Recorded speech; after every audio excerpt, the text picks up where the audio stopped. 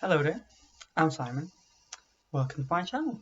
Today's topic is probably the most pointless I've ever done, but I'm gonna do it anyway because I think it's interesting. Unsurprisingly, I'm in a couple of nerd groups on Facebook, and in those groups, one gets into the most ridiculous and pointless, but very interesting discussion. Now, in one of those groups, I recently saw these pictures. And it made me wonder, what games could the seven actually play together? And I know what you're thinking. Who the Hades are the seven? Good question. How eloquent my audience is. Well, you may have heard of a series of books called the Percy Jackson series. If you haven't read them yet, do yourself a favor and go read them. Maybe don't watch the films though. I mean, do what you want, but they're not very good. But do read the books. It's gonna take a while though, so you might as well finish this video first. Now, a slightly less known fact, is that the author, Rick, I think it's pronounced Riordan, didn't stop there. Oh no, he continued writing, and is still continuing to this day. After Percy Jackson and the Olympians, the main series, he went on to write a bunch more series in the same world. One of these was a sequel series, yeah, that makes sense, called Heroes of Olympus. And now I'm starting to get to what I'm actually talking about, because the main characters of the Heroes of Olympus are the seven. Allow me to introduce them. The first two in line you may remember from the first series. This son of Poseidon was the main character last time, going through a couple of quests, ultimately leading the battle against the big bad guy. Can you tell I'm trying to avoid spoiling it? I want you to go read them. Anyway, this is Percy Jackson. As he is a demigod, son of a Greek god, Poseidon, and a mortal human, Sally Jackson, he has both ADHD and dyslexia, because his brain is wired for battle and for ancient Greek. Poor lad. Because his dad is the god of the sea, he does get to be a waterbender. So that's cool. Seriously though, the guy is pretty darn powerful. Joining him on this nth adventure is his leading lady, Annabeth Chase. She is a daughter of Athena, and as such, she doesn't get any superpowers, but she is the smartest lass you'll ever meet. She has a great strategic mind and some mad martial skills to complement it. But what she really wants to do is architecture. She loves architecture. And she's also a demigod, so she also has ADHD and dyslexia. Joining this dynamic duo are a bunch of new characters. First up is Jason Grace. Guess what? It's not just the Greek gods who are real. It's also the Roman gods, which is a bit weird since they're pretty much the same. Well, they're different enough to be different people, apparently. Anyway, I was talking about Jason.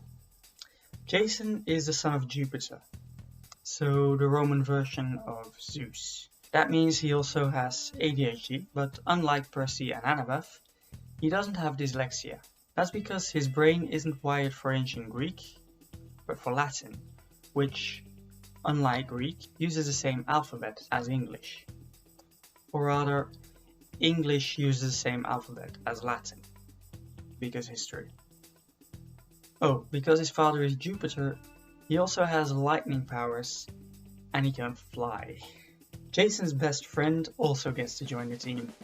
His name is Leo Valdez,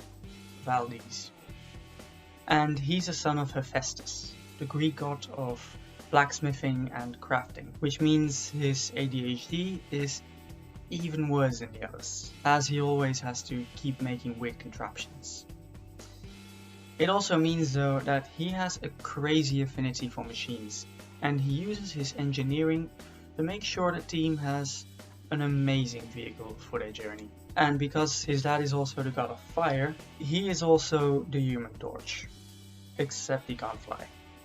He's like a firebender. Next is a daughter of Aphrodite, called Piper McLean. And she's the least stereotypical daughter of Aphrodite you can imagine. Like, whatever you were picturing me when I said that, you're wrong. She doesn't care about beauty. And she's not the emotional, manipulative bleep that some of her sisters are. Because she's also Greek, she too has ADHD and dyslexia. But she also has a superpower. It's called Charm Speak, and it means she can basically hypnotize people. She can just tell people to do stuff and they'll do it. We're still missing two. These two are Romans as well. Let's do Hazel first. Hazel of Esk is a daughter of Pluto, but I'm not talking about the planet. I'm talking about the Roman Hades. One of the big differences between these two is that Hades is mainly focusing on the underworld, while Pluto is very much the god of wealth and riches. Because of that, Hazel is basically an earthbender, who can also just summon gemstones. Also Roman, so ADHD and no dyslexia. Last but not least is Frank Zhang. Zhang? Something like that. Who is a son of Mars. God damn it. Not the candy bar. I'm talking about Mars, the Roman Ares, god of war. Not Kratos. Don't make me take this cap off. I swear I will. Okay, and again, Frank is nothing like you'd expect. He's just the sweetest guy you can imagine. Now, Frank probably has the most versatile and the most impressive power of all, which is shape-shifting. He can turn into any animal, including the cute and mundane ones, but he can also turn into cool animals, like a bleeping dragon. Also, Roman. I don't think I need to finish that sentence. So that's the 7. So the question is there a game, a common popular game, that these guys could all play together fairly, where they all make as much or as little chance to win? It's actually harder than you might be thinking, because they all have stuff that gives them an unfair advantage or disadvantage. So let's start with the one from the picture, Scrabble. Well, 4 of them have dyslexia, and Frank was a spelling bee champion. So the Greeks are at a disadvantage, while Frank is almost sure to win. So Scrabble is a no-go. What about Jenga? Okay, it's a physical game. You can play with as many or as little as you want, and no one has to read anything. Sounds good, right? But are you sure you want to play a tower building game with the architecture-loving daughter of Athena? Nah, Annabeth would definitely win that, instantly. Uno, then? That could work. Except it has been theorized that Roman demigods very likely have dyscalculia, which I'm probably mispronouncing. But it seems very likely to me, because their brains are wired for Latin, and Latin does not use the same numbers as English does, because history. Those numerals are Arabic. Latin used Roman numerals, so I think it's safe to say that our Roman friends do indeed have dyscalculia. Also, ancient Greek also didn't use Arabic numerals, so by that logic, the Greeks should also have dyscalculia, meaning that any games involving numbers, like Uno or Rummy Cup, are out. Okay, what about Risk? I doubt it. What do you think will happen when you play a world-conquering game with the son of Mars and the daughter of Athena?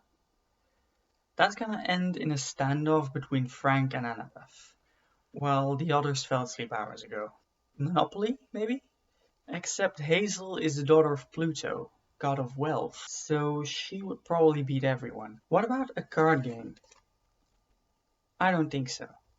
I mean, have you seen the numbers on there? God damn it. Can't they just have a fun game night? Oh, I know. Dungeons and Dragons. Of course. That's it. They would be fighting as a team, which they're good at. Alright, so who would be the dungeon master? I'm honestly not sure, but I think Annabeth would be a great DM, because as a daughter of Athena, she would have the creativity and the insight to make up good scenarios and tell good stories. Though, knowing her, she might just make her scenarios unbeatable, because she's just too good at that stuff. Then again, she would probably prefer to actually play. But I don't actually think they would want to play Dungeons and Dragons, because it's a game about going on quests and fighting monsters. They are demigods. They do that stuff on a regular basis. That is life for them. I think in their free time they would want something a little more relaxing. I guess they could use D&D as a training method though. Chiron would be a great DM. Also, I am aware that D&D involves a cornucopia of math and reading. I just think they can find an easy way around that. That said, there is a game which I'm not sure you have wherever you guys are from, called Werewolves of Wackenham. It might be called something else where you live. It's not unlike D&D in that there's a bunch of players with specific roles and one game leader. The idea is that the players are the villagers of, well, a village, which is being victimized by a bunch of werewolves. And the game ends when either all the werewolves are dead, or everyone but the werewolves are dead. It's a pretty simple game to learn, but it's also a lot of fun. So if they could get their hands on it, I do think the 7 would enjoy it. Also, it just has these cards with pictures on them, so there's no numbers or words they might mess up. Who would be the game leader? What do you think? Let me know down below. So, just werewolves then. If you think of a reason why that would be a terrible idea, let me know down below. Also, if you think of any other games they could play, let me know down below. And if you just have anything else to say, you can say it down below. Also, like, subscribe, etc. You know the drill. Hashtag the YouTube thing. Oh, one more thing before I go. Make sure to tune in next week, because I'm gonna try something new next week. Don't want to miss that. Anyway, thanks for watching.